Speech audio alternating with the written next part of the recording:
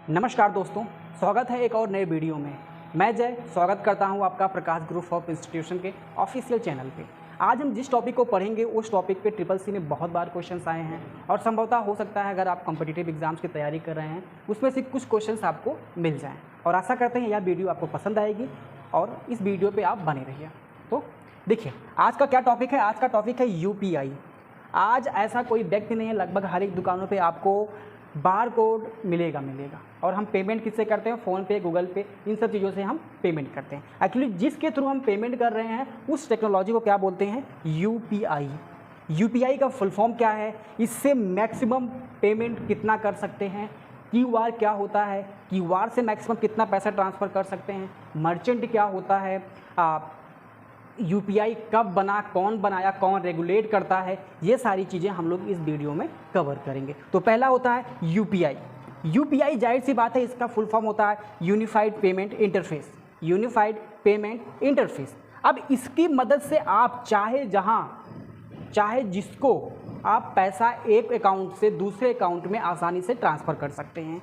अब चाहे जहाँ मीन्स कि आपको बैंक नहीं जाना है, आपको अपने स्मार्टफोन, चाहे आपका स्मार्ट मोबाइल फ़ोन हो या फिर नॉन स्मार्ट हो, दोनों तरीके से आप पेमेंट कर सकते हैं। लेकिन संभवतः अधिकतर जो पेमेंट हो रही है वो स्मार्टफोन के थ्रू हो रही है। तो अभी हम लोग इस वीडियो में स्मार्टफोन के थ्रू जानेंगे। आगे कभी भविष्य में हम अगर आपको जानना है तो कमेंट करिएगा, आपको हम लोग ऑफलाइन मीडियम बता देंगे कि UPI से कैसे पेमेंट होती है। तो जाहिर सी बात है जो UPI है, यूनिफाइड पेमेंट इंटरफेस, इसका फुल फॉर्म होता है। अब इसका मतलब ये होता है कि हम चाहे जहाँ किसी भी व्यक्ति के अकाउंट में पास पैसा इंस्टेंट हम आसानी से ट्रांसफ़र कर सकते हैं बिना बैंक गए।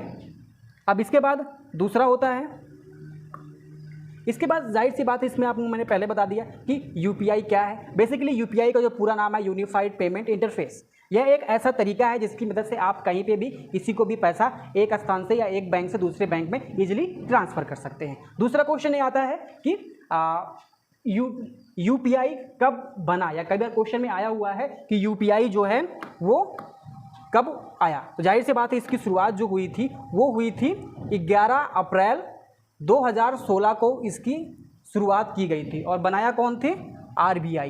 और जाहिर सी बात है RBI का फुल फॉर्म सबको पता होना चाहिए कि RBI का फुल फॉर्म कौन है?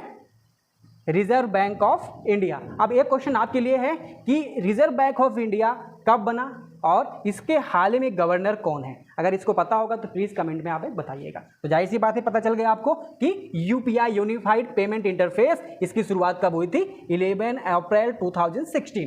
अब देखिए बच्चों, आपको अगर अच्छे से पता होगा 2017 में डीमोनेटाइजेशन हुआ था। डीमोनेटाइजेशन मीन्स नोटबंदी हुई थी। और नोटबंदी जब हुई थी तो उसमें 500 और 1000 कि जो नोट थे वो बंद हो गए थे मीन्स उसको आप बैंक में जमा करा सकते थे, लेकिन किसी दुकानदार को उसके बदले आप सामान एक्सचेंज नहीं कर सकते थे। तो जाहिर सी बात है कि उस टाइम जो सबसे बड़ा सपोर्टिव, सबसे बड़ी चीज़ उभर के आई वो आई UPI तब से ट्रेंड में आया और उस टाइम जितने ट्रांजैक्शन मैक्सिमम हुए थे वो UPI के थ्रू हुए थे। और आज के टाइम में UPI इंडिया और ऑल अदर कंट्रीज में सबसे ज़्यादा ट्रांसफ़र अगर कहीं पेमेंट होता है तो वो इंडिया में होता है।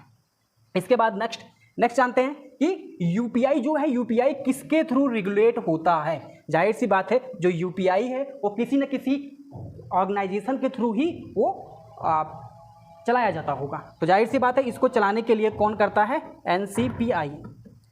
NCPI ऐसा ऑर्गेनाइजेशन है, वो क्या करता है? आपका UPI को रेगुलेट करता है। अब NCPI कई बार क्वेश्चन में आया है कि NCPI का फुल फॉर्म क्या होता है। तो बेसिकली जो NCPI का फुल फॉर्म होता है national payment corporation of India. क्या है? National payment corporation of India, ये NCPI का फुल फॉर्म। अब बेसिकली NCPI करता क्या है? मान के चलते हैं एग्जाम्पल, आपका अकाउंट BOB में है, बैंक ऑफ बड़ौदा में है, आपके पास ATM है, वो भी BOB का है, लेकिन जो यहाँ से आप पैसा निकाल रहे हैं वो पैसा, वो ATM SBI का है। अब जाहिर सी बात है आप एक दूसरे बैंक के कस्टमर हैं और किसी दूसरी बैंक से पैसा निकाल रहे हैं, तो इन दोनों को आपस में कम्युनिकेशन बनाए रखने के लिए, इन दोनों ब्रांच से अगर आप पैसा निकाल रहे हैं तो उसकी निगरानी रखने के लिए कौन करता है? वो करता है NCPI। और उसको क्या बोलते हैं? Inter bank transactions. मीन्स कि दो डिफरेंस बैंक के बीच में जो ट्रांजैक्शन होता है उसको क्या बोलते हैं? Inter bank transaction. और इसकी जो देख रेख मतलब इसका जहाँ लेखा जोखा होता है कौन करता है, एनसीपीआई करता है। जैसे कि इसमें लिखा गया है यूपीआई की शुरुआत करने की पहल एनसीपीआई की तरफ से हुई। एनसीपीआई का पूरा नाम क्या है, national payment corporation of India. ये वो संस्था है जो कि फिलहाल मैनेज करती है इंडिया में सभी बैंक्स के एटीएम्स और उनके बीच हो रहे हैं इंटर बैंक्स ट्रांजेक्शन्स को। तो जाहिर सी बात है आप इंटर बैंक्स ट्रांजैक्शन समझ गए होंगे। अगर नहीं समझे एक बार दोबारा बताते हैं कि अब मान लीजिए आपका अकाउंट है बीओबी में, बैंक ऑफ बड़ौदा में, लेकिन आप एटीएम जो है, आपके पास जो एटीएम है वो स्टेट बैंक से पैसा निकाल रहे हैं। अब उन दोनों के बीच, उन दोनों बैंक्स के बीच जो ट्रांजैक्शंस हो रहा है उसको बोलते हैं इंटर बैंक ट्रांजैक्शन, और उसको जो रेगुलेट करता है, मैनेज करता है, वो कौन करता है, एनसीपीआई। कौन करता है, कौन करता है, कौन करता है, एनसीपीआई। ठीक है, हम नेक्स्ट चलते हैं।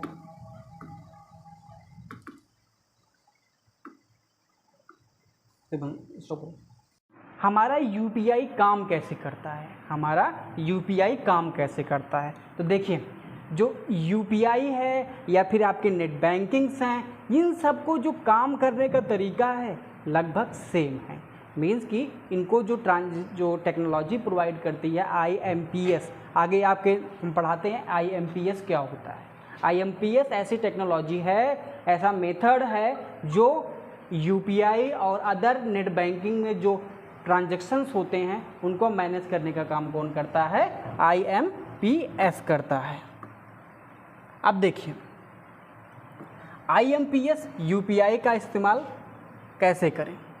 जाहिर सी बात है कि जो यूपीआई आईएमपीएस यानी कि इमीडिएट पेमेंट सर्विस सिस्टम पर आधारित है, जिसका इस्तेमाल हम दूसरे बैंक, बाकी नेट बैंकिंग ऐप्स को मोबाइल पर इस्तेमाल करते वक्त करते हैं। जाहिर सी बात है कि जितने भी नेट बैंकिंग्स होते हैं या फिर जितने भी यूपीआई होते हैं वो सारे के सारे ट्रांजैक्शंस किसके थ्रू होते हैं, आईएमपीएस के थ्रू होते हैं। आईएमपीएस ऐसी चीज़ है, ऐसी टेक्नोलॉजी है, ऐसा मैकेनिज़्म है जो नेट बैंकिंग एप्लीकेशन या फिर जो नेट बैंकिंग्स होता है उसको काम करता है, रेगुलेट करता है। इसके बाद नेक्स्ट होता है कि यूपीआई की खासियत क्या है, यूपीआई की विशेषताएं क्या है। तो जाहिर सी बात है आज के टाइम में सबसे बड़ी चीज़ है time. Time is money. Means कि सबसे बड़ी चीज़ ये है कि हमको बैंक से नहीं जाना। इवन मैं खुद बता रहा हूँ कि मैं कभी बैंक से नहीं जाता हूँ आपकी स्टेटमेंट निकलवाने के लिए या फिर पैसा निकलवाने के लिए, ऐसा कुछ नहीं है, क्योंकि सारी चीज़ आपके हाथ में है और आसानी से चीज़ें आप कर सकते हैं। तो यूपीआई की जो विशेषताएं हैं वो ऐसे हैं कि यूपीआई में हमें दिन में कभी कहीं भी और किसी को भी पैसा ट्रांसफ़र करने की अनुमति देता है। जाहिर सी बात है अगर हम आज के टाइम में अगर 10 रुपये का भी सामान लेते हैं, अगर बारकोड होता है, कहते हैं भैया हम फ़ोन पे कर दें, गूगल पे कर दें, तो जाहिर सी बात है सिंपल सा मेथड है कि हम बगैर किसी बैंक गए हम आसानी से पैसा रात हो दिन हो चाहे जब हम ट्रांसफ़र कर सकते हैं। दूसरा है हमें किसी भी पेमेंट को करने के लिए अपने सभी डिटेल्स देने की ज़रूरत नहीं होती है। इससे काफ़ी समय बचता है और पैसे के लेन देन बहुत जल्दी हो जाता है। मैंने क्या बोला आपको शुरुआत में कि समय।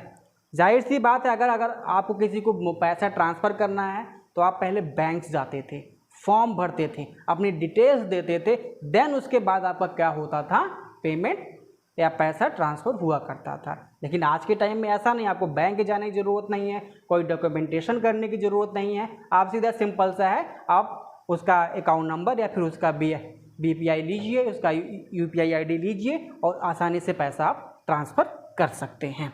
उसके बाद लिखा हुआ है यूपीआई में ट्रांजैक्शन लिमिट 1 लाख प्रति माह है। हाँ, अभी इसके बारे में हम लोग डिटेल बताएंगे। जाहिर सी बात है अगर आप यूपीआई ट्रांजैक्शन कर रहे हैं तो 1 लाख रुपए, अभी 1 माह है, ये थोड़ा सा पुराना है, 1 लाख रुपए पर डे गवर्नमेंट ने सेट कर दिया है कि आप 1 लाख रुपए पर डे ट्रांसफ़र कर सकते हैं विदाउट एनी लिमिट्स। उसके बाद साल के 365 24/7 तुरंत मनी ट्रांसफ़र करने की सुविधा है। जाहिर सी बात है मैंने आपको पहले बताया था कि साल में आप कभी भी कहीं पर भी संडे मंडे ट्यूसडे बैंक बंद हो, हॉलीडेज हो, कभी भी किसी को आप पैसा ट्रांसफ़र कर सकते हैं। बस आपके पास आपके अकाउंट में पैसा होना चाहिए। पता लगा पैसे नहीं है, पैसा ट्रांसफ़र कर रहे हैं।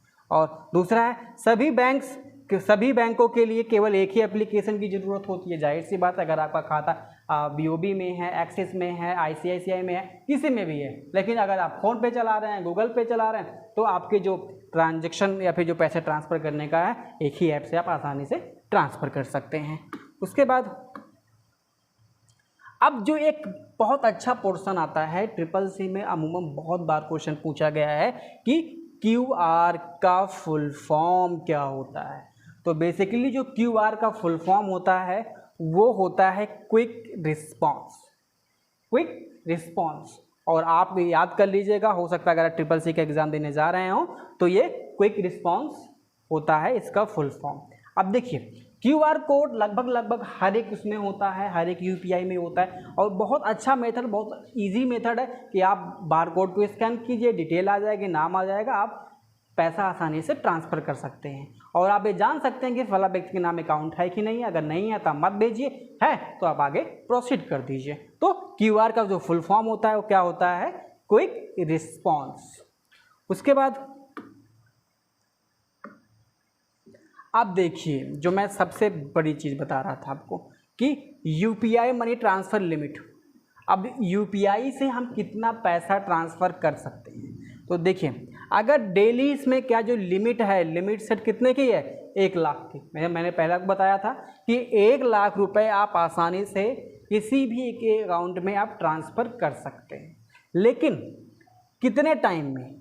आपके पास अगर 1 लाख रुपए ट्रांसफ़र करना है, उसको आप चाहे 2 बार में भेजिए, चाहे 3 बार में भेजिए, चाहे 10 बार में भेजिए। देखिए, जो लिमिट सेट है कि आप दिन भर में UPI का ट्रांजैक्शन मैक्सिमम 10 टाइम कर सकते हैं, और कोई बैंक ये फैसिलिटीज़ प्रोवाइड करते हैं कि आप 20 टाइम पैसा ट्रांसफ़र कर सकते हैं।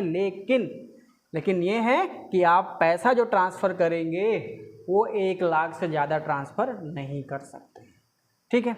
लेकिन आपके पास मर्चेंट QR है, मतलब कि अगर कोई सामान खरीद रहे हैं, कोई दुकानों पे आप देखते हैं तो वो बार कोड लगाए रहते हैं, वो होता है मर्चेंट QR, मीन्स दुकानदार का QR कोड होता है। खरीदारी करने के लिए कोई लिमिट सेट नहीं है, आप कितनी भी खरीदारी कर सकते हैं। लेकिन किसी बैंक में पैसा ट्रांसफ़र करना है, बैंक टू बैंक ट्रांसफ़र करना है, कस्टमर टू बैंक करना है, तब आपको 1 लाख रुपए ट्रांसफ़र करना होगा। अगर मर्चेंट टू कस्टमर करना है, कस्टमर टू मर्चेंट जब होगा तो इसमें कोई लिमिट नहीं है, आप कितना भी पैसा ट्रांसफ़र कर सकते हैं। जैसे CCC क्वेश्चन में एक बार आया था कि UPI में कितने पिन हम सेट कर सकते हैं, पिन। अब देखिए, जो पिन सेट करेंगे बेसिकली 4 to 6 डिजिट का होता है pin code. Pin code means है कि आप पैसा जब ट्रांसफ़र करेंगे, जैसे ATM से पैसा निकालते हैं तो अधिकतर जो प्राइवेट बैंक है वो 6 डिजिट का दे रखा है, और अभी जो कुछ गवर्नमेंट बैंक है वो 4 डिजिट का दिए हैं। सेम वैसा इसमें भी अप्लाई होता है। अगर आप 4 डिजिट का करना चाहते हैं या 6 डिजिट का करना चाहते हैं, वो डिपेंड आप पे करता है। जैसे अधिकतर अब जो लेटेस्ट आ रहे हैं वो 6 डिजिट पे आ रहे हैं, और अभी जो पुराने वाले थे वो 4 डिजिट पे हुआ करते थे। तो अब मानिए कि जो डेली लिमिट सेट है वो 1 लाख तक ट्रांसफ़र कर सकते हैं। लेकिन कभी कभी देखिए, अगर किसी व्यक्ति का QR कोड है, अगर उसमें आप ट्रांसफ़र करना चाहते हैं एज अ कस्टमर, तो उसमें आप 20 to 25,000 आप मैक्सिमम पैसा ट्रांसफ़र कर सकते हैं एक बार में, उससे ज़्यादा ट्रांसफ़र नहीं कर सकते हैं, ठीक है।